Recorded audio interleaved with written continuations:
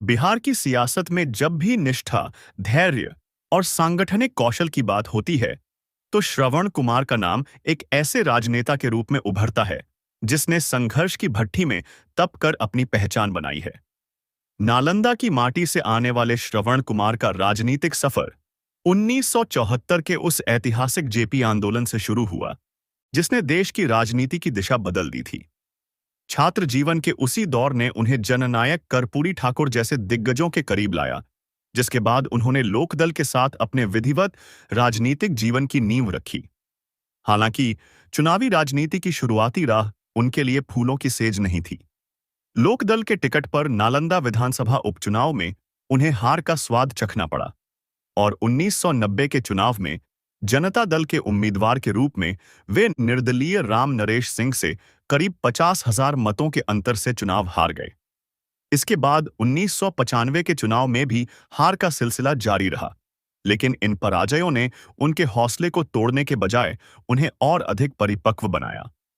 श्रवण कुमार की असली पहचान तब बनी जब जनता दल के विभाजन के बाद उन्होंने नीतीश कुमार का दामन थामा और समता पार्टी से होते हुए जेडीयू के गठन तक उनके सबसे भरोसेमंद संकटमोचक बने के उसे आसिक बने रहे।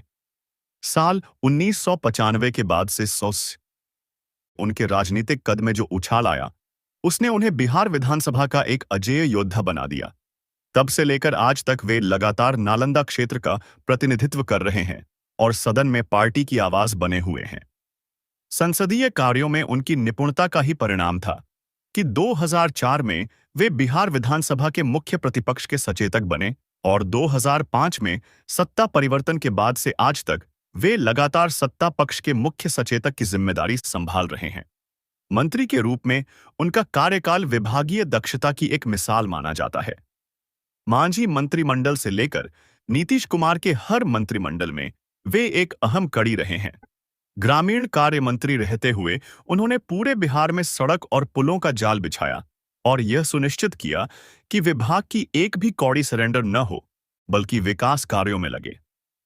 वहीं ग्रामीण विकास मंत्री के तौर पर उन्होंने जीविका संगठन के माध्यम से 2 करोड़ महिलाओं को जोड़कर बिहार की नारी शक्ति को स्वावलंबन का नया रास्ता दिखाया। एक साधारण किसान परिवार की पृष्ठभूमि से आने वाले श्रवण कुमार अपने माता-पिता की इकलौती संतान हैं। एक ऐसे परिवेश में जहां शिक्षा का महत्व सर्वोपरि रहा, उनकी एक बहन नर्स के पद से सेवानिवृत्त हुई और 2 बहनें शिक्षिका के रूप में समाज को गढ़ रही हैं। स्वयं श्रवण कुमार ने अपने क्षेत्र बेन के विकास के लिए 1993 में प्रखंड सह अंचल कार्यालय की स्थापना जैसे दूरगामी कार्य किए, जिससे स्थानीय जनता को बड़ी राहत मिली। आज भी वे अपनी उसी सादगी और निष्ठा के साथ सम्राट चौधरी के नेतृत्व वाले मंत्रिमंडल में शामिल होकर प्रदेश की सेवा कर रहे हैं। शून्य से शिखर तक का उनका यह सफर बिहार की राजनीति में वफादारी और निरंतरता का एक ऐसा दस्तावेज है जो नई पीढ़ी के नेताओं के लिए किसी प्रेरणा से कम नहीं है। नाम श्रवण कुमार, विधानसभा नालंदा, जाति कुर्मी, शिक्षा स्नातक, कब कब विधायक बने 1995 से अब तक, कितनी बार मंत्री बने, 2014 से अब तक 8 बार शपथ लिए हैं।